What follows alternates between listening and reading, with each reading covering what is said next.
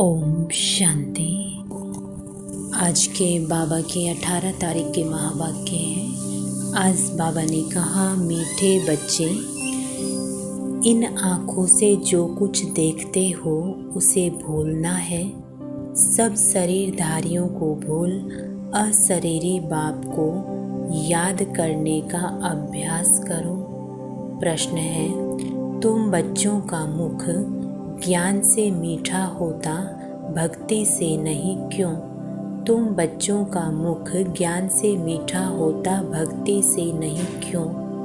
Answer है, क्योंकि भक्ति में भगवान को सर्वव्यापी कह दिया है। सर्वव्यापी कहने से बाप और वर्षे की बात खत्म हो गई है, इसलिए वहाँ मुख मीठा नहीं हो सकता। अभी तुम बच्चे प्यार से बाबा कहते हो तो वर्षा याद आ जाता है, इसलिए ज्ञान से मुख मीठा हो जाता। दूसरा, भक्ति में खिलौनों से खेलते आए, परिचय ही नहीं था तो मुख मीठा कैसे हो? गीत है ओम नमो शिवाय। ओम शांति। शिवाय नमः अथवा नमस्ते भी कहा जाता है। नमस्ते हमेशा बड़ों को की जाती है। मनुष्यों का बुद्धि योग पतित पावन बाप के साथ नहीं है। पतित को पावन बनाने वाला एक ही है, उनको कहा जाता है शिवाय नमः। यह भी बुद्धि में आता है कि शिव तो है निराकार। अगर शंकर को नमः करेंगे तो कहेंगे शंकर देवताय नमः। शिवाय नमः वह अलग हो गया, शंकर देवताय नमः वह अलग हो गया। ब्रह्मा देवताय नमः कहते हैं। ब्रह्मा तो है यहाँ। जब तक सूक्ष्म वतनवासी ना बने तब तक उनको देवता कहा ना जाए। यहाँ तो है प्रजापिता। जब तक यह प्रजापिता है, मनुष्य तन में है, तब तक इनको देवता कह नहीं सकते।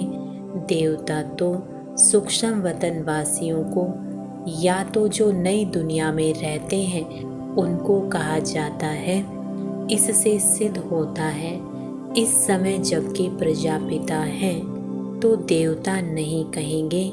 तुमको भी इस समय ब्राह्मण कहा जाता है, परंतु तुम दैवी बुद्धि अर्थात देवता बनने के लिए पुरुषार्थ कर रहे हो।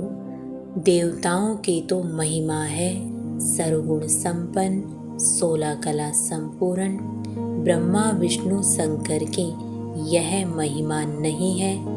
महिमा मनुष्य मात्र की और देवताओं की अलग अलग होती है। प्रेसिडेंट है, उनका पार्ट अपना, प्राइम मिनिस्टर का पार्ट अपना है। ड्रामा में पार्ट तो अलग अलग होगा ना। तो जब शिवाय नमः कहते हैं तो शिव बाबा ही है। ब्रह्मा देवताय नमः, विष्णु देवताय नमः अलग है। शिव बाबा को ऐसे नहीं कहेंगे, उनको कहेंगे परमपिता परमात्मा शिव, क्योंकि शिव और सालीग्राम है। वह छोटे छोटे दिखाते हैं, वह बड़ा है। बाबा ने समझाया है, कोई भी छोटे बड़े नहीं होते हैं। उनको कहा जाता है परमपिता परमात्मा, गॉड फादर। यह क्यों कहते हैं? आत्मा सालीग्राम शिव बाबा को कहती है। आत्मा सालीग्राम शिव को बाबा कहती है तो ज़रूर बाप से वर्षा मिलना चाहिए, क्योंकि वह है स्वर्ग का रचयिता। ज़रूर आदि सनातन देवी देवता धर्म की रचना परमपिता परमात्मा ने की होगी और कोई कर ना सके। उस बाप को सर्वव्यापी कहने से वर्षे का नाम निशान गुम हो जाता है। जैसे कहते हैं कि गॉड इज़ ओमनी प्रेजेंट, हाजिरा हजूर है। कसम भी जो उठाते हैं वह झूठा। कहते हैं ईश्वर बाप को हाजिर नाजिर जान, बाप को जानते नहीं। तुम बच्चे जानते हो अभी ईश्वर हाजिर है, बरोबर वह सुप्रीम सोल है। उनकी महिमा सबसे न्यारी है। एक तो निराकार है, उसका नाम शिव है। उसका जिस्मानी नाम कभी पड़ता नहीं है, बाकी सभी के नाम होते हैं। जिस्म के जन्म बाई जन्म शरीर के नाम बदलते रहते हैं, बाकी आत्मा आत्मा ही है। मनुष्य का नाम बदलता है। कहेंगे फलाने का पितृ अथवा श्राद्ध खिलाते हैं तो वह याद आता है। अब जिस्म तो उनका जल जाता है, बाकी रहती है आत्मा।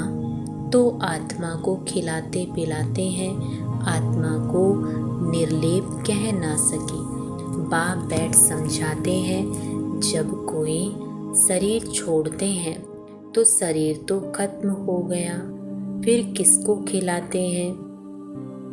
भले खिलाएंगे आत्मा को तो भी शरीर में मोह रहता है। यहाँ बाबा कहते हैं, कोई के शरीर के साथ मोह नहीं रखो, बिल्कुल नष्टो मोहा बनो। सब शरीरों को बुद्धि से निकालना है। अब इन आँखों से जो देखते हो वह भूलना है। बाप सिर्फ कहते हैं, मुझे याद करो, मेरा तो कोई शरीर नहीं है, इसलिए डिफ़िकल्टी होती है। सगाई की अंगूठी पहनाते हैं ना, अब वह तो निराकार है, उसका कोई चित्र नहीं है। अंगूठी पहनाई जाती है कि निराकार शिव बाबा को याद करो, नई बात हो गई ना। मनुष्य मरता है तो समझो वह खत्म हो गया, उसका पितृ किसको खिलाते हैं? ज़रूर आत्मा आएगी, संस्कार आत्मा ले जाती है। यह खारा है, यह मीठा है, किसने कहा? आत्मा कहती है। मेरी जबान को कड़वा लगा, मेरे कान बहरे हैं, मेरे माथे में दर्द है, यह कहने वाला कौन है? मनुष्य भूल गए हैं। बाप समझाते हैं, आत्मा ही दुख सुख भोगती है, अभोगता सिर्फ बाप है। बाप ही बैठ आत्मा का ज्ञान देते हैं। बाकी आत्मा सो परमात्मा कहना यह बड़े से बड़ा अज्ञान है। सारी दुनिया में कहते हैं परमात्मा सर्वव्यापी है, फिर उनको याद करने से क्या मिलेगा? भक्त उनको याद करते हैं, परंतु उनसे मिलता क्या है यह कोई नहीं जानते। सर्वव्यापी कहने से मिलने की बात ही नहीं उठती। आसुरी मत पर चलने से मनुष्य नीचे ही गिरते जाते हैं। श्रीमत तो एक ही बाप की है। आसुरी मत देने वाला रावण है, जिसकी मत पर एक दो को दुख देने लग पड़ते हैं। अब तुम हो ईश्वरीय संप्रदाय, एक दो को सुख देने वाले। बाप है सर्व का सुखदाता। मनुष्य अपने को सर्वोदया लीडर कहते हैं, परंतु सर्व का मालिक रचयिता तो ईश्वर को ही कहा जाता है।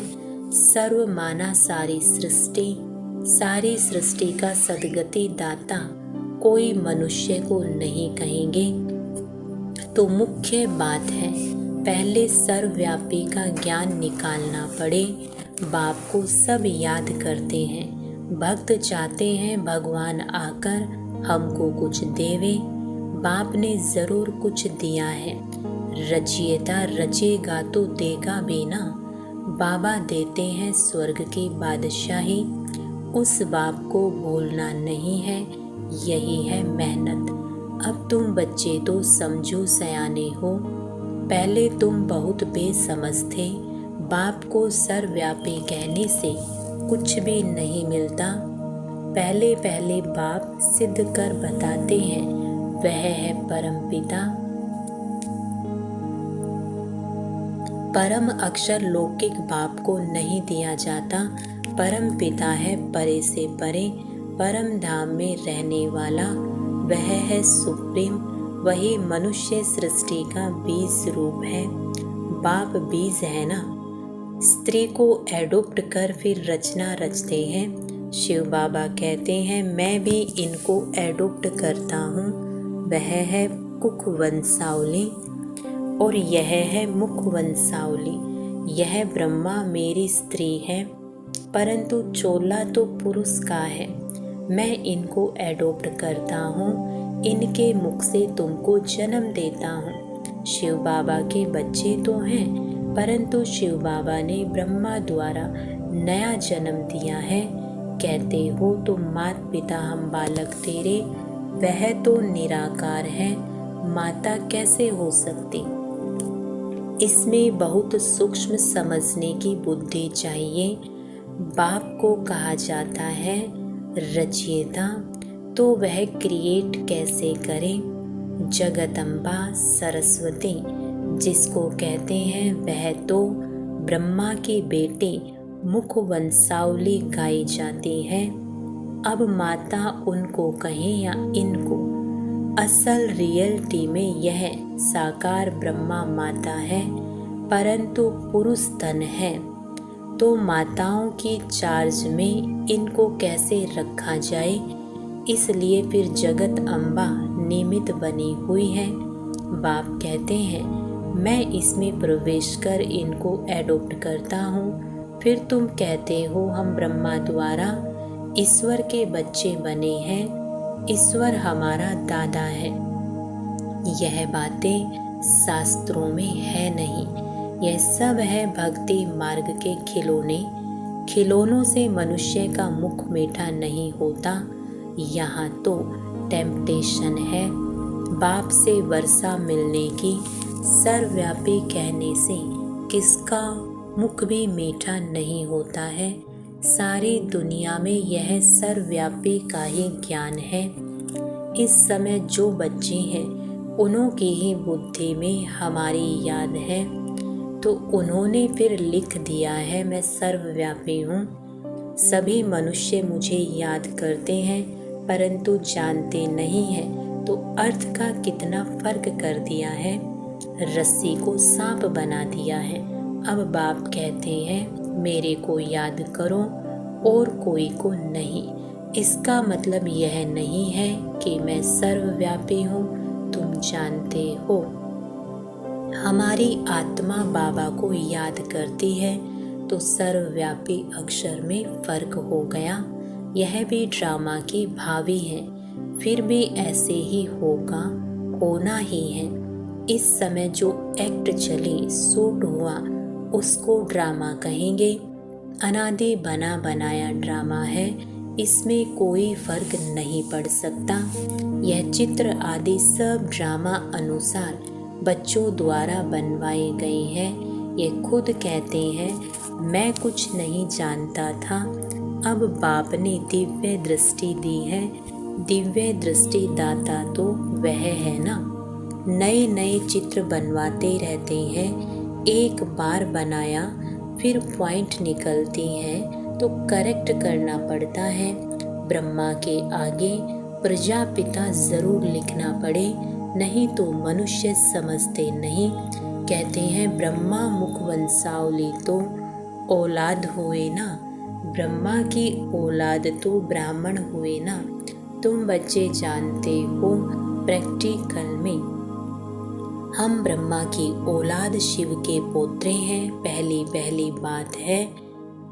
पहली बात है ही बाप और वर्षे की, जिससे मुख में मीठा हो।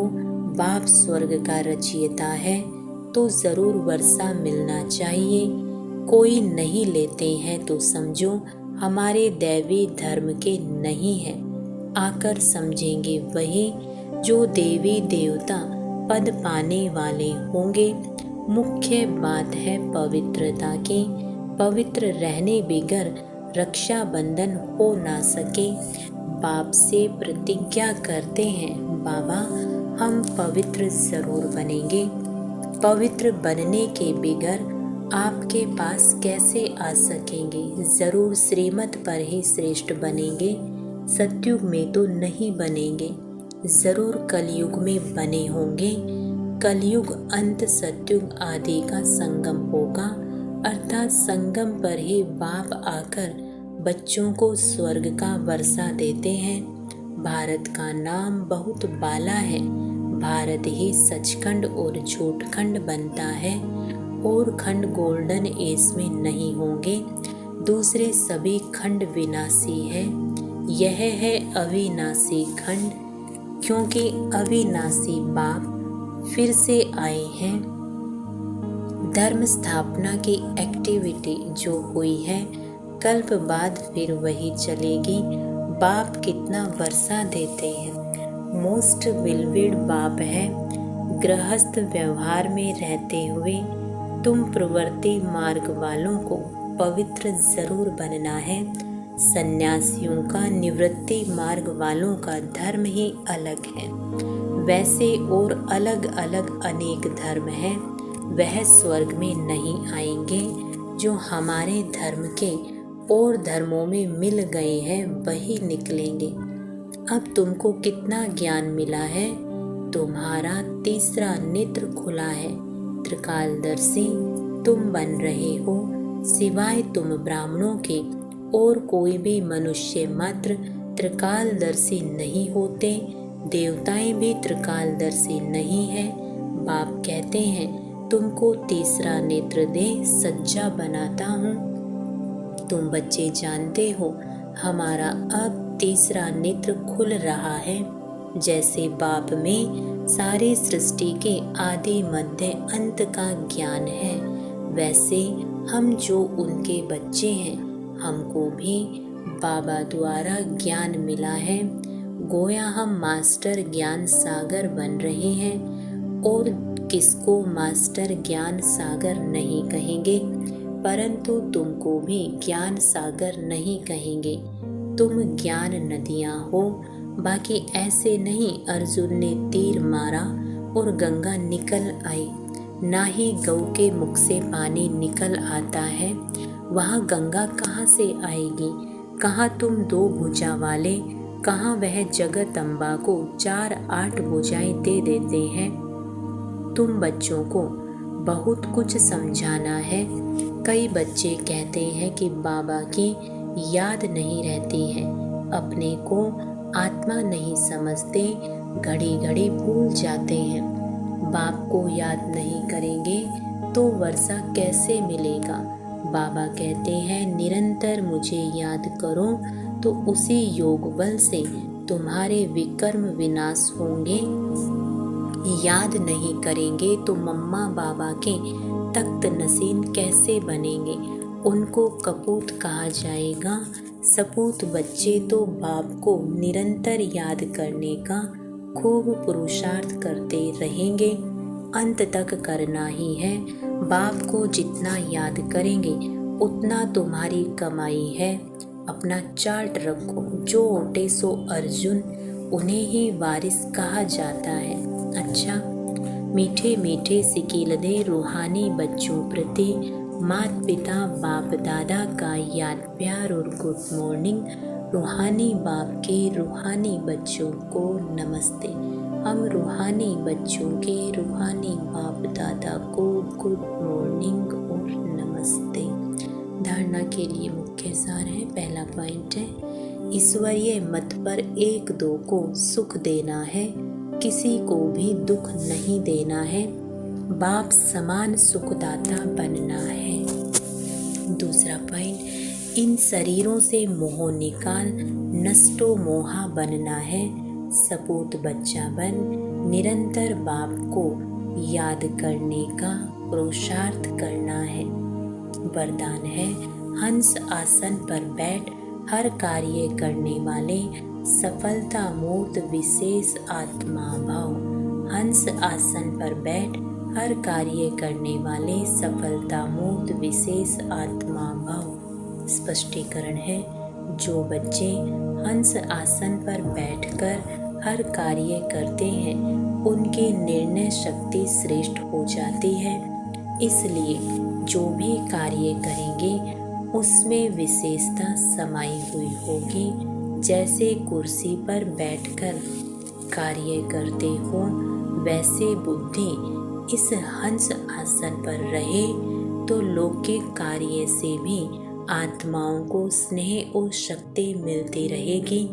हर कार्य सहज ही सफल होता रहेगा। तो स्वयं को हंस आसन पर विराजमान विशेष आत्मा समझ कोई भी कार्य करो और सफलता मूर्त बनो। स्लोगन है, स्वभाव के टक्कर से बचने के लिए अपनी बुद्धि, दृष्टि व वाणी को सरल बना दो। स्वभाव के टक्कर से बचने के लिए अपनी बुद्धि, दृष्टि व वाणी को सरल बना दो।